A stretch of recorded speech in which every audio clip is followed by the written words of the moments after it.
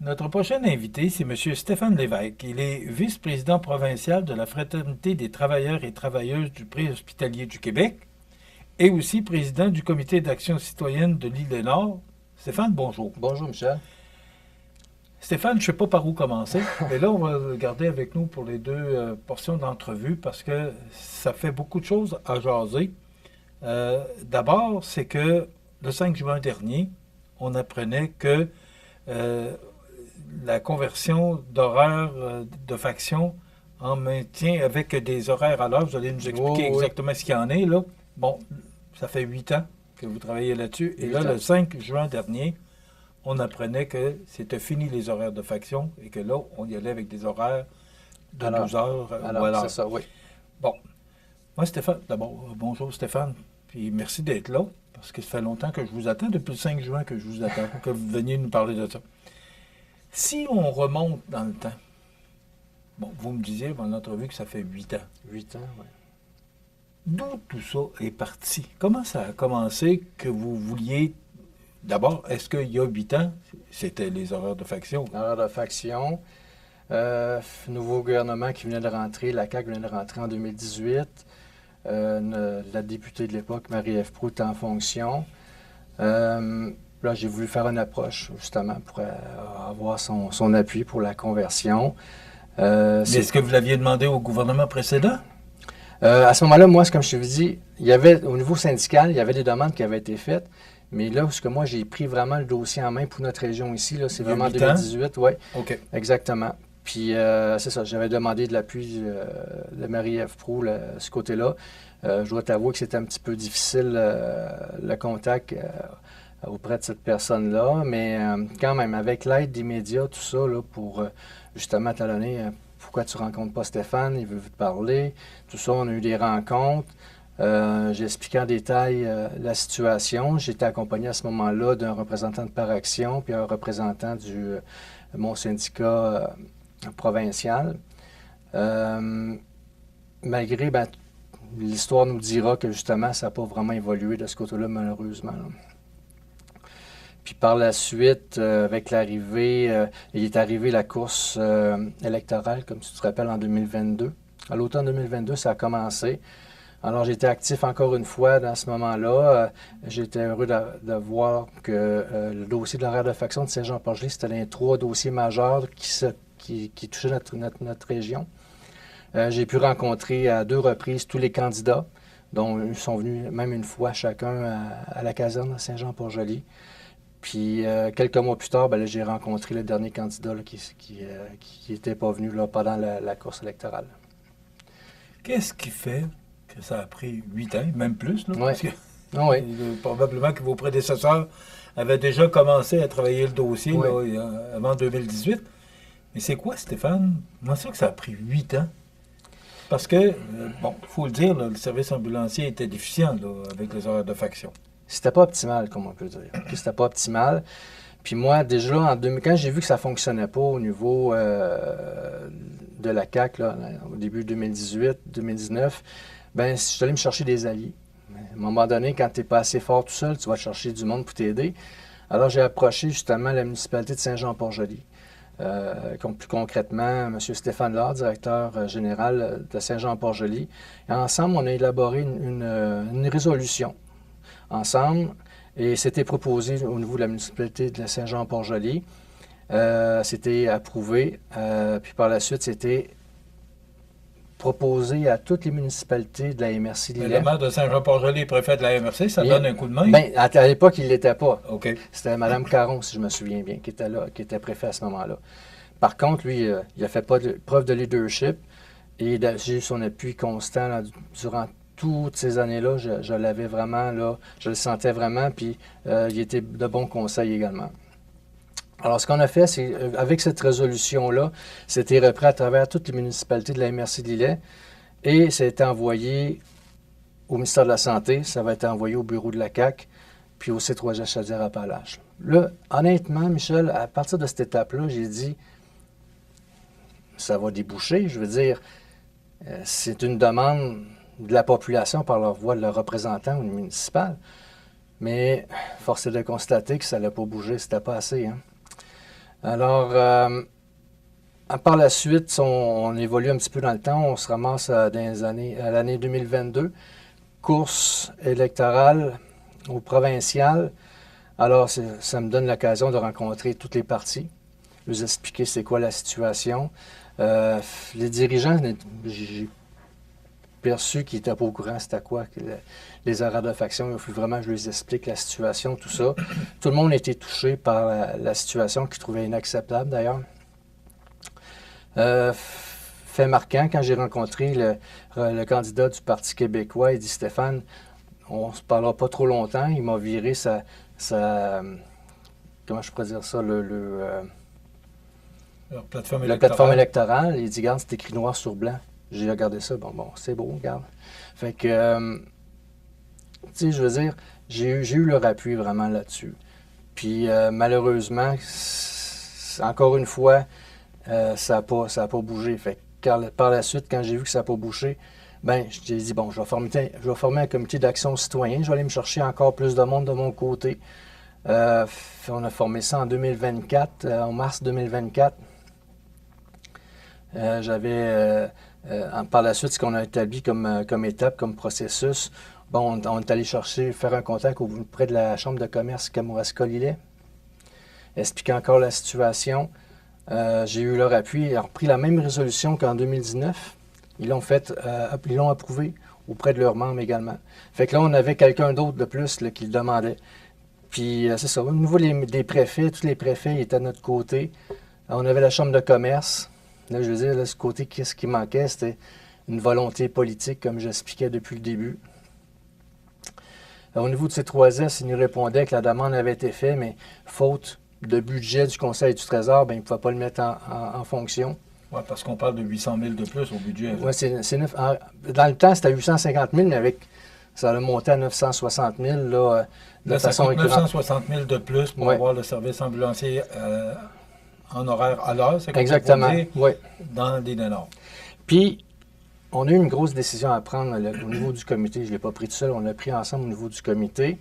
Au printemps dernier, après avoir rencontré le député Rivet, il y avait une proposition sur la table. Je ne sais pas si tu te rappelles, il y avait une proposition d'un investissement de 440 000 $ qu'il voulait faire. Puis là, il me demandait justement que le comité se positionne avec cette proposition-là.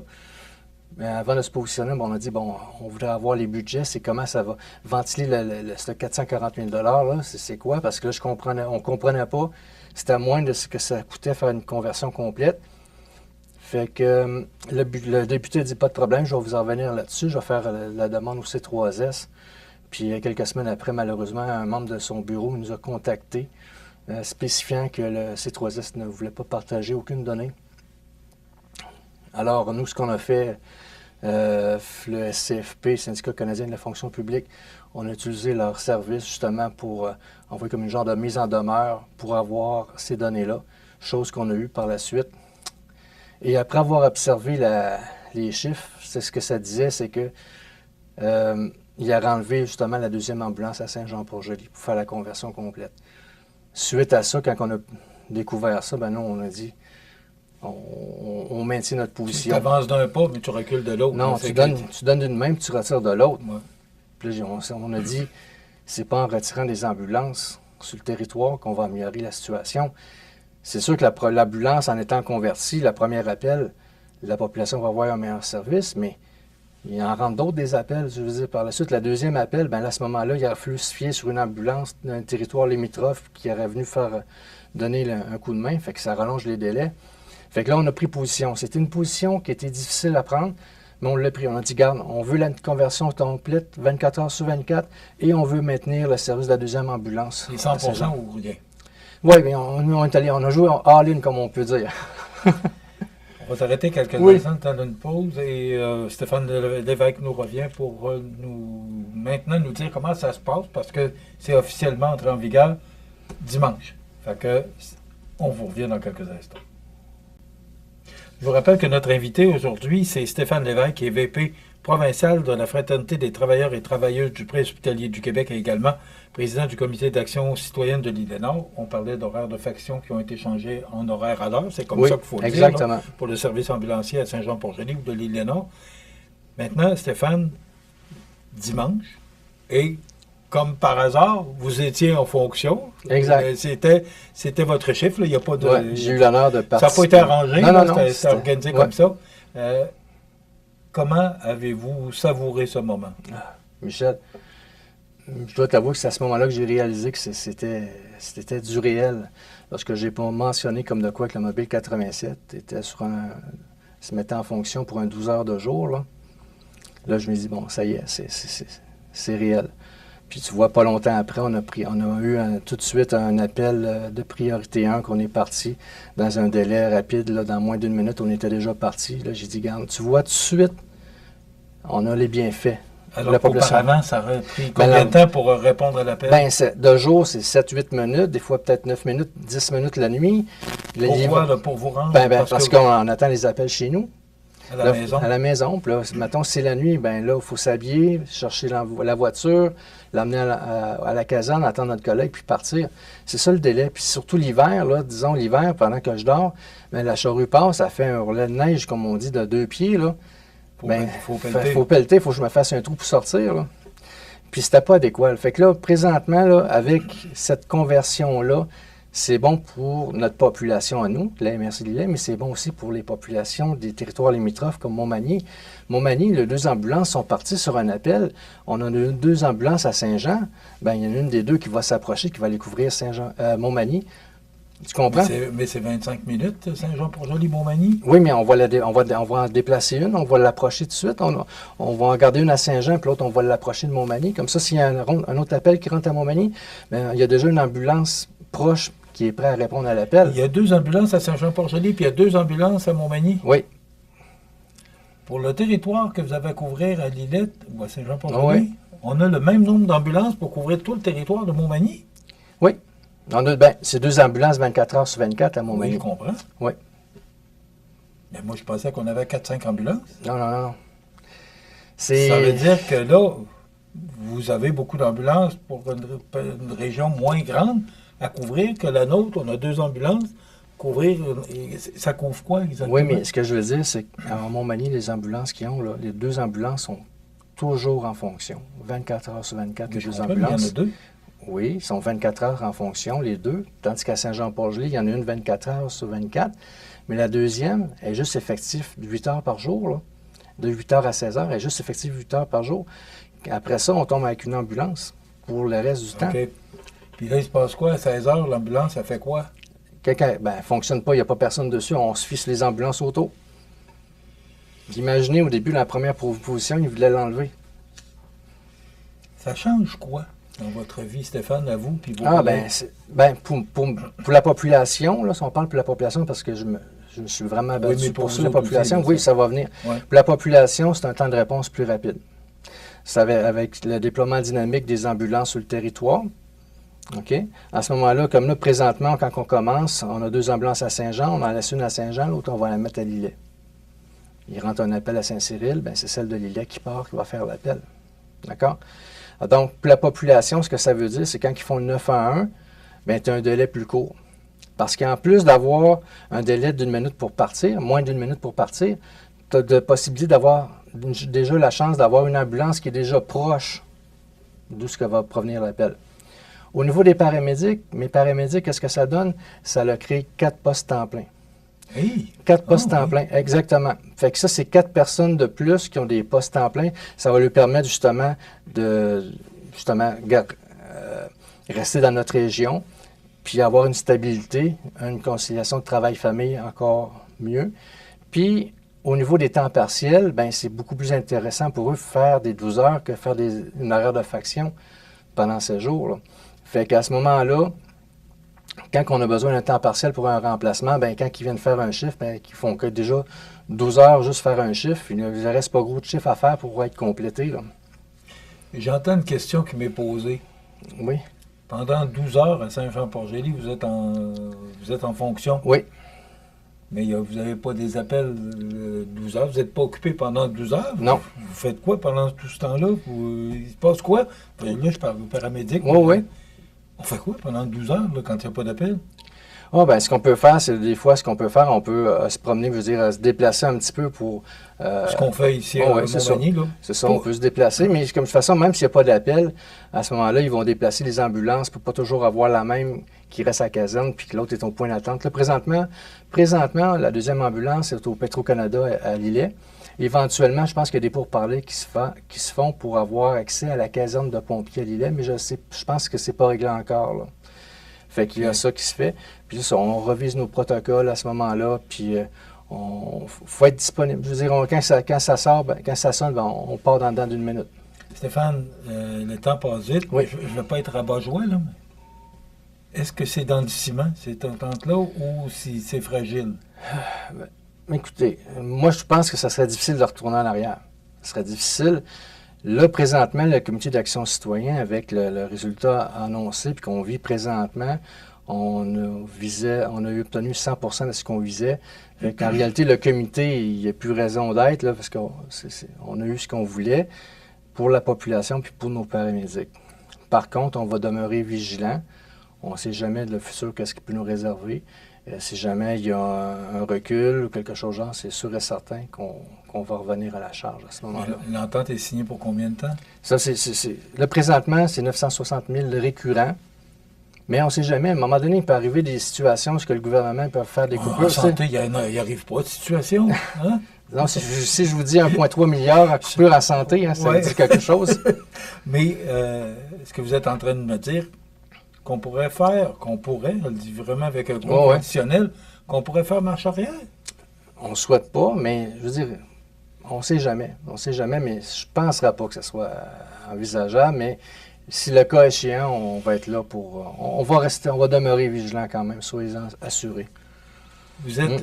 Est-ce que le comité d'action citoyenne de l'Île-de-Nord continue ou il va être dissous? Il est dissous parce que là, je veux dire, on a obtenu ce pourquoi on a été formé. Je veux dire, c'est 100%, donc la conversion 24 sur 24, puis le maintien en fonction de la deuxième ambulance. Fait qu'on n'a plus vraiment de raison d'aide, là, plus d'autres revendications à faire. Par contre, comme je vous dis, si jamais il y a des changements, une diminution de prestations de services, c'est sûr et certain qu'on va revenir à la charge à ce moment-là. Mais je ne penserais pas. Ce serait difficile, je pense, d'expliquer une baisse là, de services là, pour la population. Là, présentement, la population de la MRC-Lillet et des territoires autour là, n'a jamais été aussi bien desservie au niveau de la rapidité du temps d'intervention. Okay? Là, présentement, on peut dire que ce type d'horaire-là, ça répond pleinement au but premier des paramédics, qui est de sauver des vies, réduire la mortalité et réduire la morbidité pour la population. C'est une grosse victoire pour vous et votre équipe et votre comité? Oui, vraiment. Comment vous avez reçu ça le 5 juin? Là? Écoutez, rapidement. Le député Rivet m'a envoyé un courriel de très bonne heure, les petites heures du matin, disant « Stéphane, appelle-moi, je vais être le premier à te l'annoncer. » Je l'appelle, il dit « Stéphane, c'est confirmé, ta conversion, tout ça. » Là, je dis « Ouais, mais qu'en est-il de la deuxième ambulance? » Il dit « Je savais que tu allais me poser cette question-là. J'ai validé, on a les budgets pour maintenir la deuxième ambulance en fonction. » Là, j'ai dit « Garde, c'est parfait, merci beaucoup. » Faut lui donner le crédit, c'est quand même sous son règne que ça l'a débouché. On sait le travail que vous avez mis là-dedans, parce que ça fait plusieurs fois que vous venez nous voir, puis on a suivi le dossier de très près. Merci bravo et félicitations pour le travail. Bravo aux gens du comité, puis bravo à tous ceux qui ont gravité autour de vous pour réaliser ça. Si tu me laisses un petit 10 dernières secondes, merci aux médias locaux. S'il y a des personnes qui se posent la question à quoi servent les médias locaux, là, sur quel effet, c'est quoi le bienfait que ça peut avoir sur la vie des gens là, tous les jours, on en a la preuve présentement. C'est votre victoire, vous autres également. Merci beaucoup. Merci Stéphane. Bonne chance pour l'avenir. Merci. Stéphane Lévesque, vice-président provincial de la Fraternité des travailleurs et travailleuses du Préhospitalier du Québec et ex-président, c'est comme ça maintenant, ou président de l'ex-comité citoyen d'Action citoyenne de l'Île-de-Nord. Voilà, ça complète.